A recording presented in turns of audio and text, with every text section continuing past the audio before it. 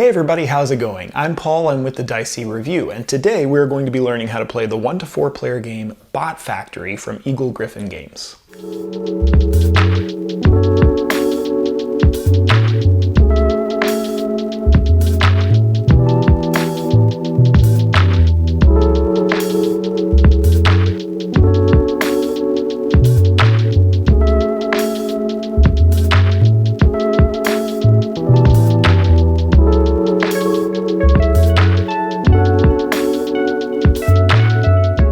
Now, in Bot Factory, you and up to 3 of your friends play the role of employees in a toy factory who are trying to be the most efficient employees possible, taking actions by placing workers at one of 4 different locations to gather parts, gather plans, gain contracts, or build robots.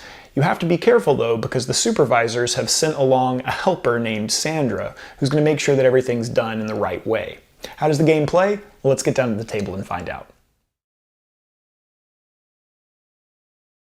Bot Factory comes with all of the components that you see here. 4 different factory boards, Sandra meeples and distribution markers, player components in the 4 different player colors, robot meeples and value markers in the different robot colors, 24 project tiles, 14 contract tiles, a number of universal robot parts, a number of different robot parts in the different robot colors, and for the Kickstarter copy of the game, a universal bot, and 7 different variant production tiles. The game also comes with a number of components for the solo mode, including 1 Villela meeple, 6 contract inspection tiles, 4 task tiles, 4 bot tiles, and 4 Villela action tiles.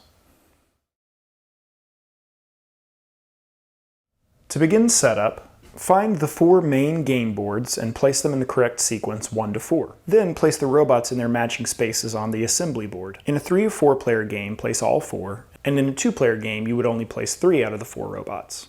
Then on this production wheel, you'll line up all of the yellow lines so that they match, and so that the 2 bonus markers are in these positions. You'll then randomly pick 2 part tiles and place 1 each on these 2 spaces. Then shuffle each stack of parts, and then place each stack of shuffled parts on the correct space of the board, matching its color. Then place the distribution marker above the stack of parts that matches the color on the leftmost spare part space on this board.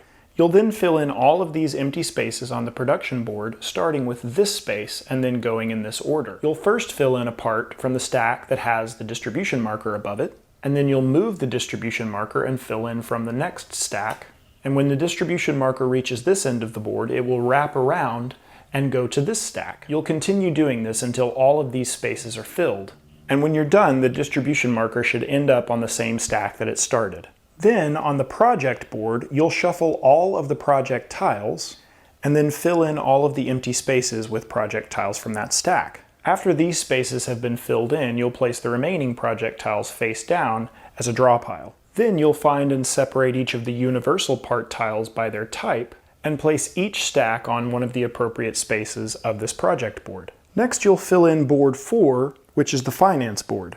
You'll start off by placing one of the bot value markers on number 6 for each colored bot. This is the starting value for all of the bots, and when you're done, it should look like this. You'll then fill in all of these empty contract spaces with random contracts from the supply. Any contracts left over will be placed back in the box. They won't be used for this game. You'll then place the Sandra meeple on the rightmost action space of this board. You can also place a reminder cube near this track of the production board. It may be helpful during the game, and we'll explain that in more detail later. Then each player will select a player color and take the appropriate worker meeple of that color. Each player will take a random project off of the face-down project stack, and once that's done, players will determine the first player. This can either be done randomly, or the game suggests the most recent person who has bought a robot. Each player would then get 1 speech bubble token, and the last player in turn order would get 2 speech bubble tokens.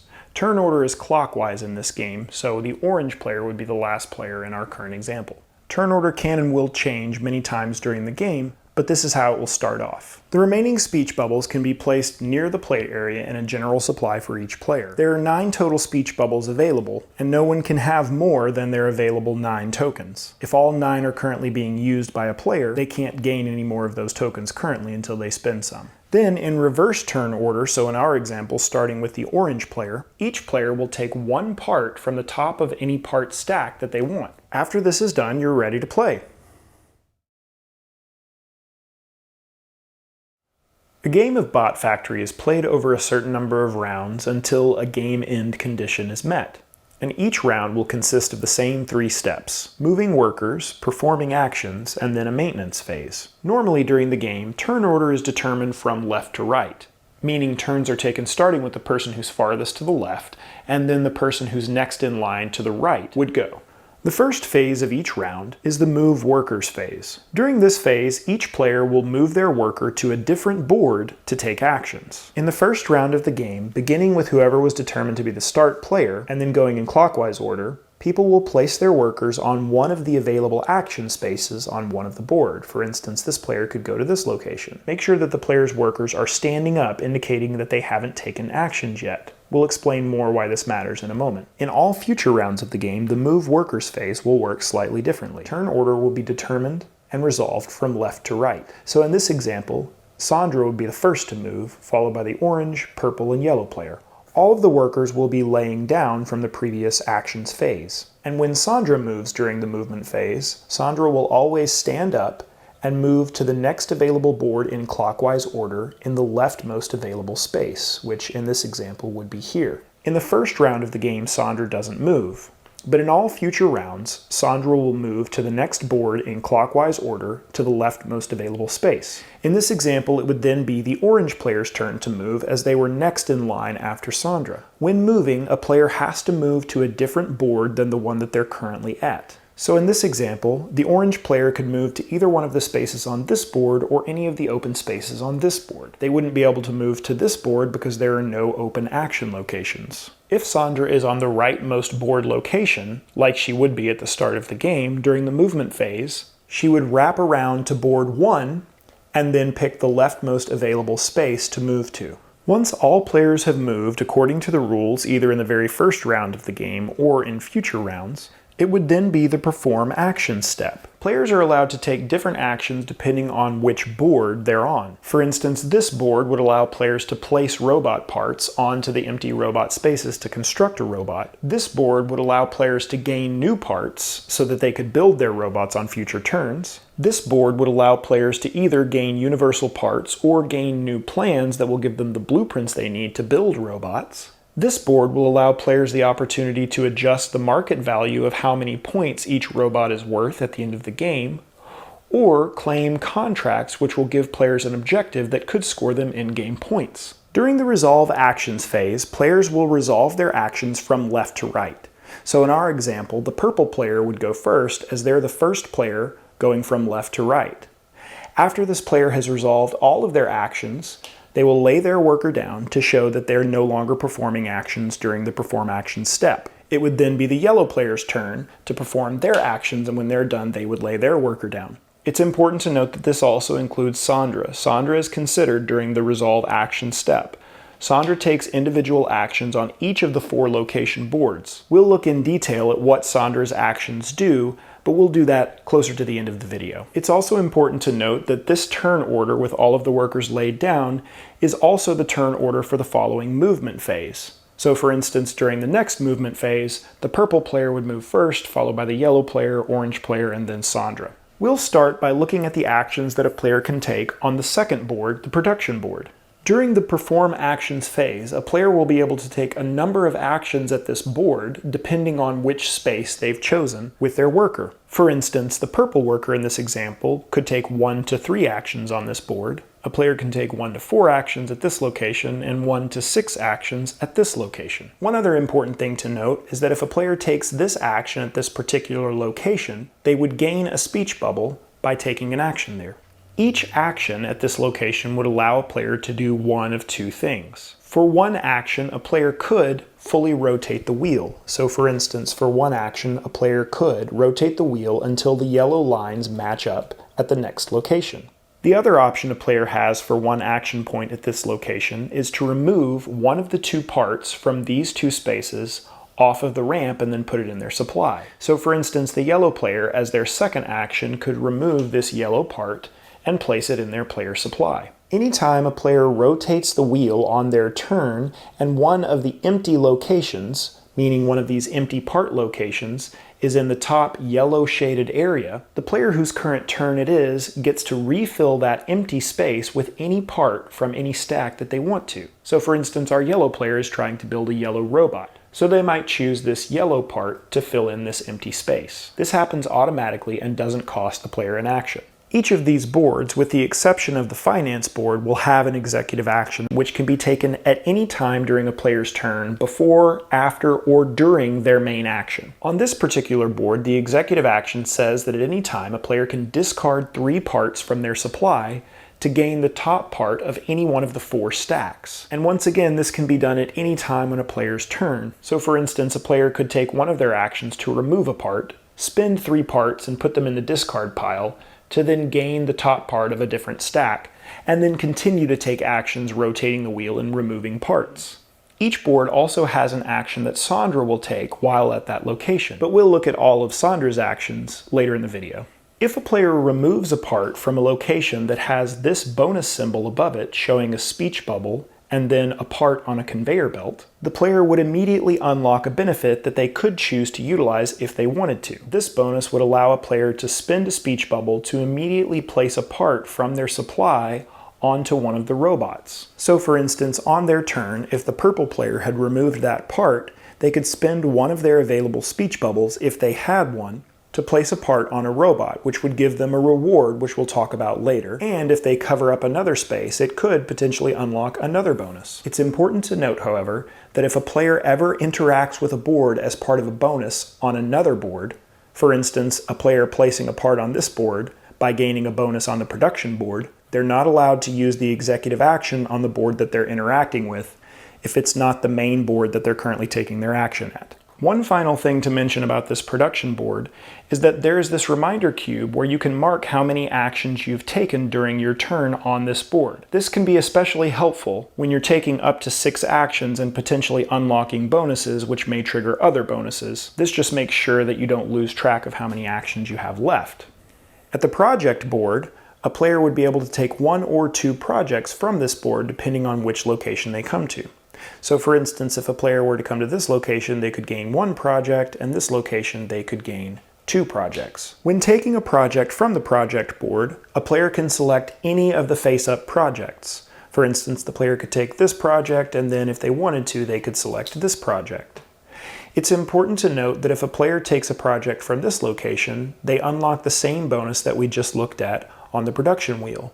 They would be able to spend a speech bubble to place 1 part on one of the open robot spaces on the assembly board. If a player takes a project from this spot, they would gain a speech bubble from the supply. After a player takes any projects from the project board, none of the projects would be moved or shifted or refilled just yet. That happens during phase 3, the maintenance phase. There's also an executive action available to a player who's taking their actions at the project board. As an executive action before, during, or after their main action at this board, a player could return 2 projects from their supply to a discard location on this board to gain 1 of the universal parts available in the supply. Universal parts are robot parts that count as any color.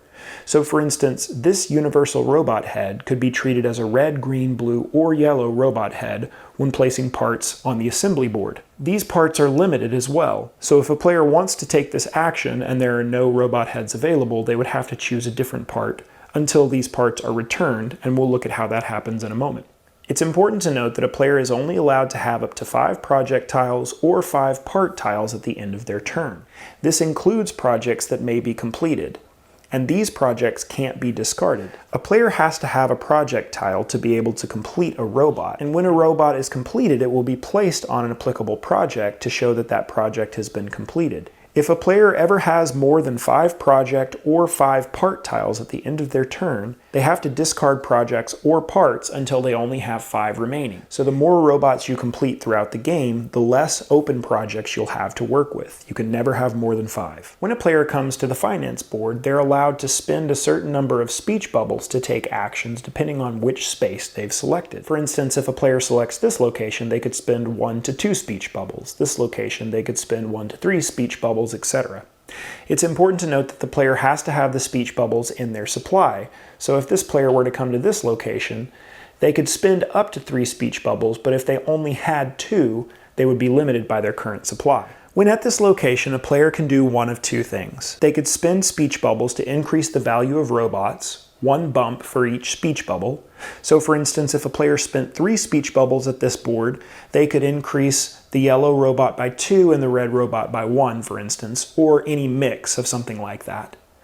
And if a player passes one of these 2 lines while increasing the value of a robot, they would gain a bonus that they can take if they wish. If they cross this line, they would be able to take one of the face-up projects from the project board. And if a player were to take one of the projects from an action that gives the player another bonus, they would be able to trigger that bonus as well. If a player were to cross this line while increasing the value of one of their robots, this would allow a player to place one part on one of the assembly spaces on the assembly board, but with this particular bonus, they don't have to pay a speech bubble to do that. That is, of course, in addition to the speech bubble they already spent to move this marker. Players can also, or alternatively, spend their speech bubbles to claim one of the contracts from one of these 3 rows. If a player spends 1 speech bubble, they could claim one of the spaces on one of the available contracts on this row.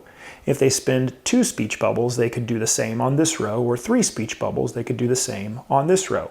These contracts are in-game goals that the players are trying to achieve for a certain number of points. For instance, if a player were to spend 3 speech bubbles, they could claim the most valuable space, which is the left space, on this contract. And this contract states that a player would construct 2 yellow robots before the end of the game. If they're able to do this and they claim this first spot, they would get 7 victory points at the end of the game. So for instance, the purple player, if they had 3 speech bubbles, could spend those 3 to claim this particular spot on this contract. 2 of those speech bubbles going back to the supply, and 1 of the speech bubbles staying here on this contract to show that that player has claimed that section of the contract.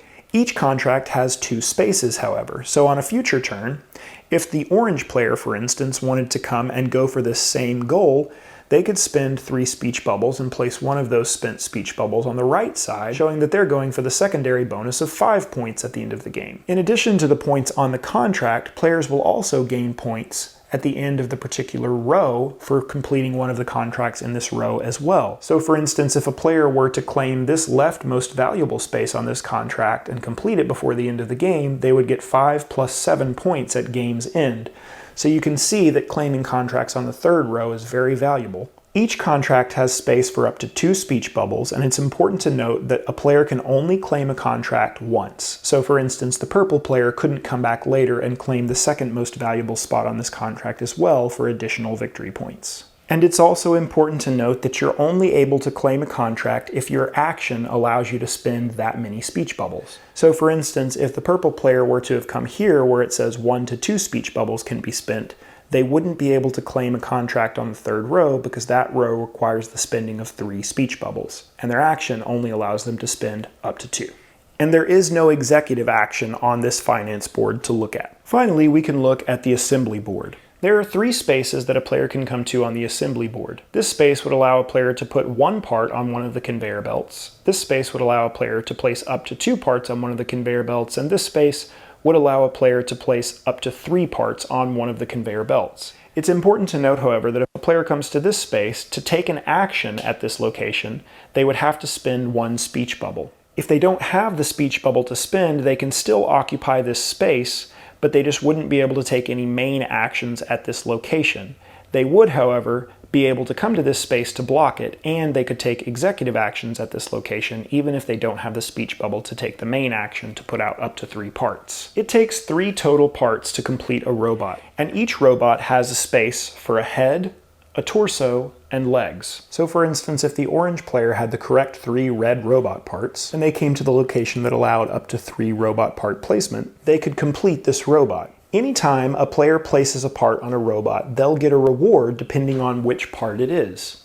If it's the first part to be placed on a robot, they would gain 2 speech bubbles from the supply. If it's the second part being placed on a robot, they would gain 2 speech bubbles from the supply again. Before or after gaining any speech bubbles from placing a robot part, if a player covers this particular space while placing parts on a robot that shows this bonus, they could spend a speech bubble to gain the top part from any part stack. So let's say, for instance, this player placed this second part on this robot here. Since it's the second part being placed on a robot, they would gain 2 speech bubbles. There's a reminder of that bonus printed on this space here. After gaining those 2 speech bubbles, if they wanted to, they could spend one of those speech bubbles, returning it to the supply, to then come and take the top part off of any one of these stacks. And this bonus can be done in between the main actions that you're taking on this board. So for instance, a player could, if they wanted to, place this part and then gain another part that they needed to complete a robot and then place that during this main action. The timing of these bonuses works in a similar way to the executive actions. They can be resolved in the middle of taking one of your main actions at a board. If a player places a third part on a robot, fully completing that robot, instead of gaining 2 speech bubbles, they would gain a completed robot. So for instance, this player would gain one of the available red robots from the production line. It's important to note, however, that a player has to have a plan that matches the robot they're completing to be able to complete a robot. So for instance, the orange player could complete the red robot because they have a blueprint for a red robot. They could not, however, complete a green, yellow, or blue robot because they don't have a project or a blueprint available that shows that color robot. As an executive action, as many times as they want to or can afford, a player at this location can spend a speech bubble to exchange one of the parts in their supply with one of the 2 available parts on these spare part pallets. Just like other executive actions, this can be done at any time a player wants to, during, before, or after their main actions at this board.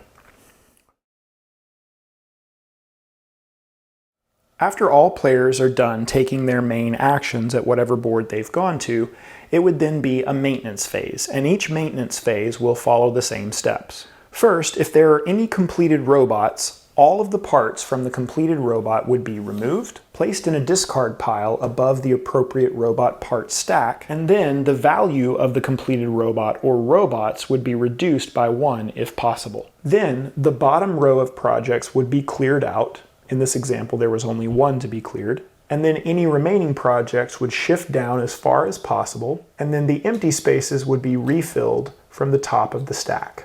If this stack is ever empty and a project needs to be refilled, simply shuffle the discarded projects to make a new stack to draw from. After this maintenance phase is completed, it would then be the next movement phase, starting in this example with the orange player and then yellow, purple, and then Sandra. This process would continue until the game end condition had been met.